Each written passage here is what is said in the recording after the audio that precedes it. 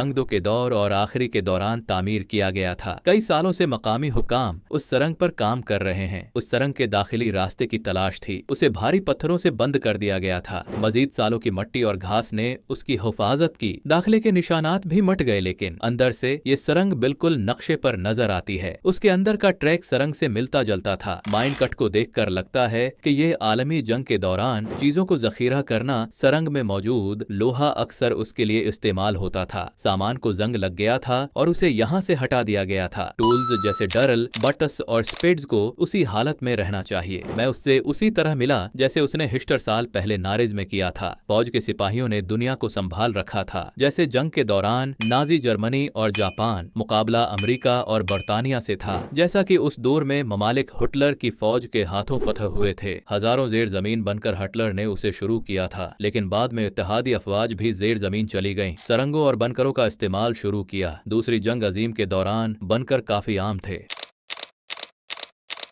Strategic अहमियत थी और उनकी मकसद दिफा और जुर्म दोनों था। अगर वो जिंदा रहना चाहता तो दुश्मन पर हमला कर देता। ये बनकर दुश्मन को तबाह करने के लिए इस्तेमाल किए जाते थे। फजाई हमलों और तोप खाने के गोलों से तहफ़्फ़ुज़ और फौजियों को एक महफूज अड्डा फराहम करें। जर्मनी के बाहर ओकियानुस जैसे हमलों को रोकने के लिए वो दीवार जो इत्तेहादी अफवाज के हमलों के खिलाफ दिफा करती है, वहाँ एक मजबूत रकावट के साथ साथ कुछ बनकर भी थे। कमांडर खफिया तौर पर अपनी कार्रवाइयों का इंतजाम करते हैं। दूसरी जंग अजीम में बहुत कुछ किया। जेर जमीन बनकरज और वार रूमज तामीर किए गए कि आज भी उनका शुमार होता है कि वजह से ऐसा करना मुमकिन नहीं है। उनमें से हजारों अब भी जेर जमीन दबे हुए हैं। कहा जाता है कि दूसरी जंग अजीम कहीं दफन है। 1847 में इत्तेहादी ताकतें और इल्हाक की ताकतें जेर जमीन बनकरों पर इतना खर्च किया गया कि दुनिया का लोहा और सीमेंट एक अंदाजे के